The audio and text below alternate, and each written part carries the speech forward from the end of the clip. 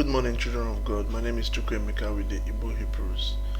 These are the Igbo people who have realized we are the true Hebrews of the Bible and have returned to the worship of our God. We do not practice Christianity anymore. We don't practice Judaism. We don't practice Islam. We practice the religion of the Bible, which is what we call Hebrewism. Brothers and sisters, today I want to talk about why we do what we do.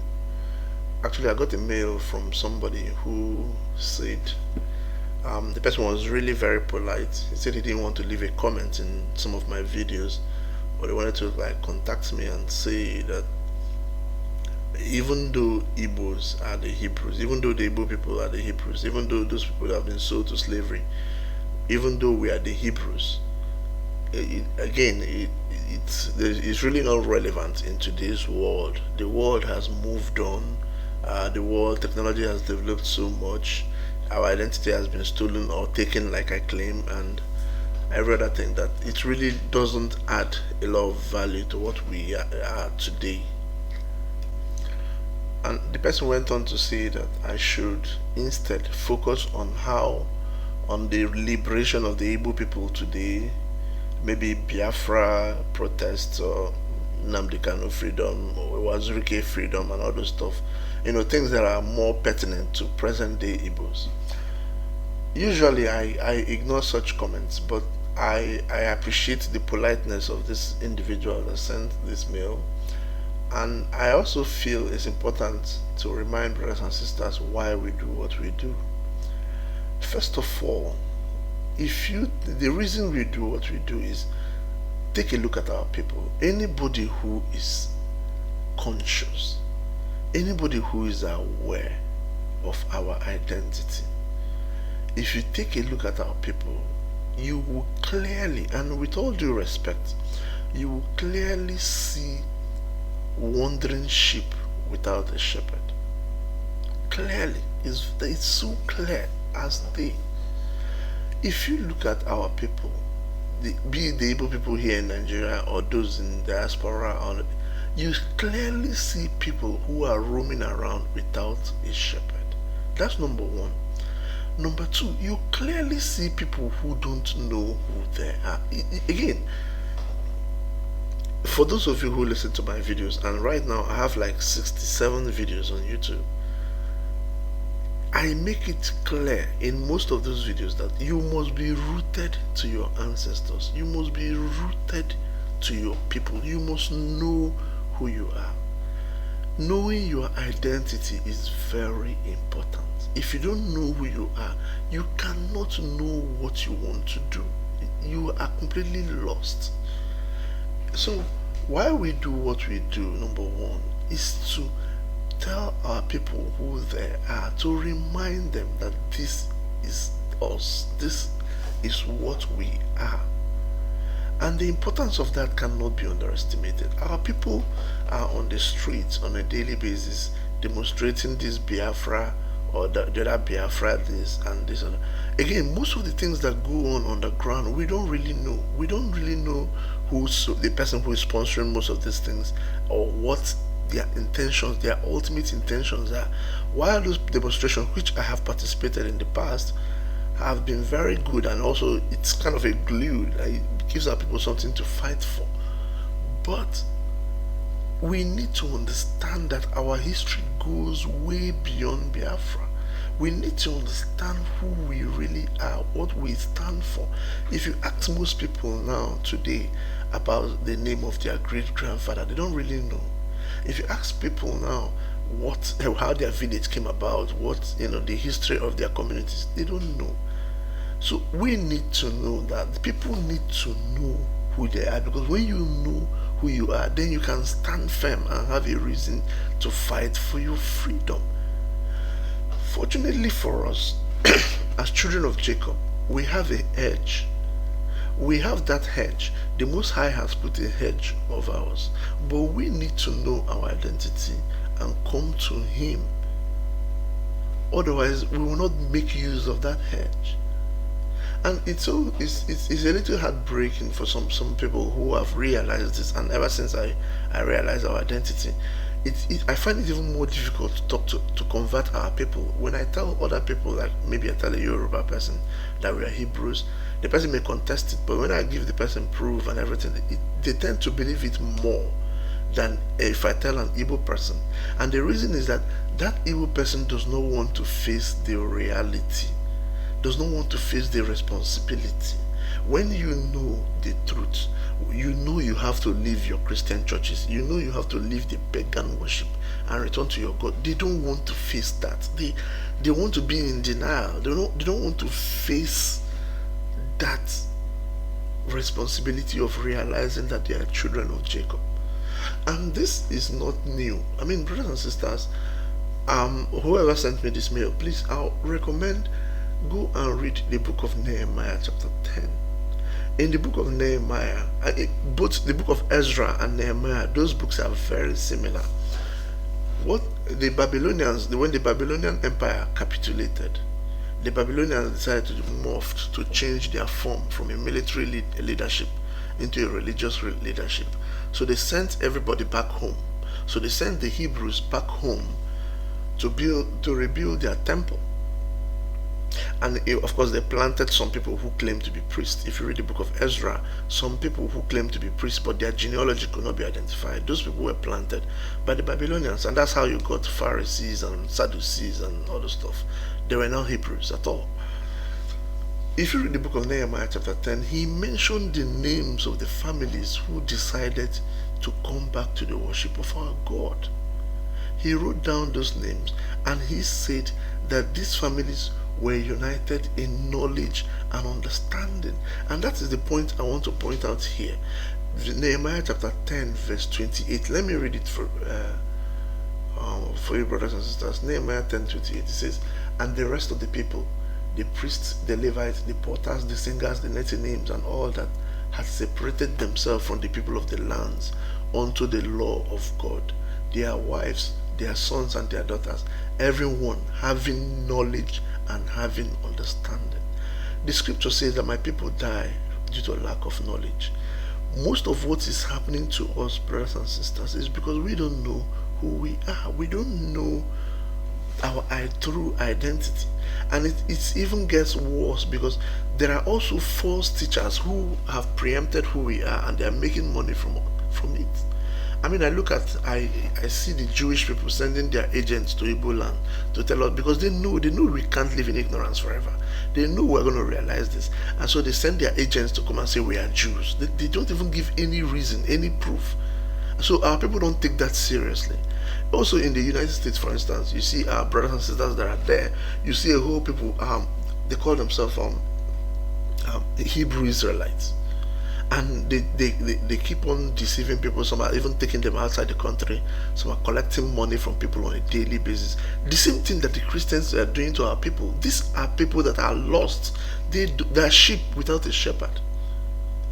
These people need to know who they are. If you are a Hebrew, which most of them are, you are not supposed to be paying money to anybody on a monthly. For what? Why will you do that?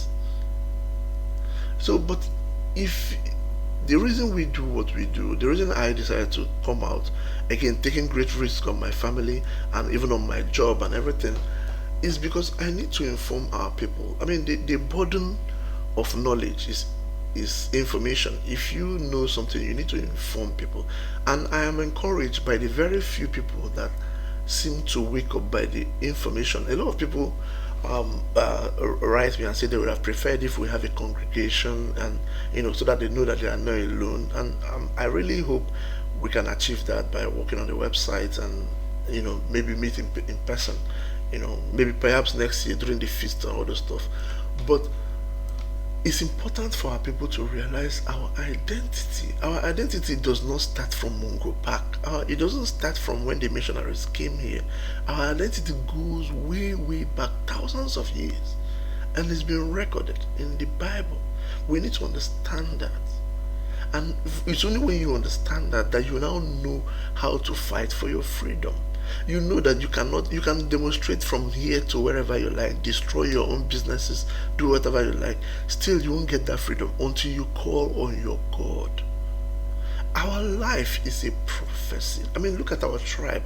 We've been scattered all over the planet. I mean, there are Igbo people every nook and cranny. So we've been scattered from a very small location on the planet. We've been scattered all over. Our life is a living prophecy. If we understand this, we can understand how to come back to our God. We have to understand how to come back to our God. I mean, on Sundays, brothers and sisters, on Sundays, go to any church, a church of your choice. I mean, since I've been living in Lagos, I go to any church. The majority of them are Igbos, and the owners of these churches are not Igbos. So you're paying money to people who hate you, people who hate your parents, and developing their business establishment at your own detriment. Look at the Catholic Church. The Catholic Church now owns a whole lot of business in Igbo land, competing with the same people who give them money on a daily basis. These are people that are lost. These people need to know who they are. You don't see this in every other community. It's only in Igbo land. So that's why we do what we do. In a nutshell, children of God, we do what we do because we love our people. And all the people that I see that make these videos, especially in the United States, people that do genuinely, not those who make money from it, of course. Those who make money from it are usually criminals, in my opinion, and I don't really care if anybody's feeling hot about that. But there are those who do it genuinely. They don't make any money from it, but they come out and inform black people, or at least to try to empower them genuinely. We do what we do not because of greed, not because we want to make money, but because we love our people. We see our tradition has been trampled upon. We see our children are growing up oblivious of their ancestors. We see how the names of our ancestors have been dragged in mud. We see that our identity has been stolen and people taking it over. And not only that, we have been deceived to empower those who took over our identity. That's why we do what we do. We see that our brothers and sisters were kidnapped from Africa, sold to slavery, and not only that, most of them were killed, raped. We do this for them. We fight for them because their spirit lives on. That's what we do. We remind our people that those who did this to us are still doing it to us. That's why we do what we do. We do what we do because we love our community. We do what we do because we were here. We were here, brothers and sisters. And before this so-called modernization and all those, we were here. We saw our villages, our communities, how they were organized, developed. We were poor, but we were extremely happy. We saw that. And all of a sudden, how we are now seeing how our community has depreciated in morality. We now see the moral decadence in our communities brought in by the so-called Christians. We see our young men and young women who have been deceived to go and be priests and go and be nuns, and as such they no longer have they don't have a family, they don't have children. This is deception, and we're trying to save our future generation from doing that. There is a village, an Igbo village, I think it's Agolo, that has the highest number of priests in the entire Catholic Church. Worldwide, Catholic Church worldwide, that village alone has more priests per family compared to any other community worldwide. This is because as Igbos, we know, we identify with our God, but we have been deceived by an entity that camouflaged like our God, like missionaries of our God. That is why we do what we do, brothers and sisters. We are trying to save a drowning horse. We are saving our people from drowning in the ignorance. Brothers and sisters, we do what we do because we love our God, and we know that the name of our God has been dragged in mud. We see that the Christian churches or every other organization out there, it has insulted the Bible to the extent that people are saying that the Bible is fictitious. We present to the world our tradition, which is clearly biblical, and show people that the Bible is not an invention. That's why we do what we do. The most important video I have, and which I recommend everyone see, is the true name of God from the Bible.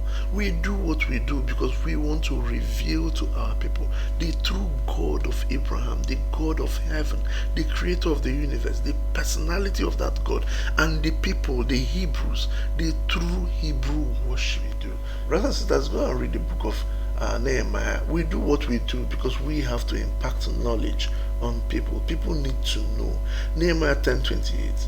We do this because everyone who is aware, anyone who is conscious of our true identity, you realize that your knowledge level will be different from what it used to be. You'll be filled, according to the scriptures in Nehemiah 10:28, you'll be filled with knowledge and understanding. You understand how God works. You understand how the scriptures work. And the reason we do this, the reason I decided to do this is because I know there are a whole lot of false teachers out there. There are some good ones, but there are a whole lot of false ones out there. And those false ones, one need to be careful so that the innocent young ones that are coming, that are new to this knowledge, does not fall into their hands. And I know that this usually lead to castigation, isolation. I myself and my family, we feel this because when we don't go to church, when we don't join the Christian activities and all those ones, there are very few people that tend to do this with us. So I understand that it's even difficult initially when you start up because people, even members of your family, will not even want to believe you and all this stuff. Brothers and sisters, be encouraged by the scriptures. You're not doing what has not been done before. There are people in the scriptures that did that as well. That's why in the book of Isaiah, he said that we should come out of them and be ye separate. Okay, we should come out and be ye separate. Do not be afraid to stand for God, even if it means standing alone. Do not be afraid to stand for the Most High. And may the Most High of Majesty bless us. Salam.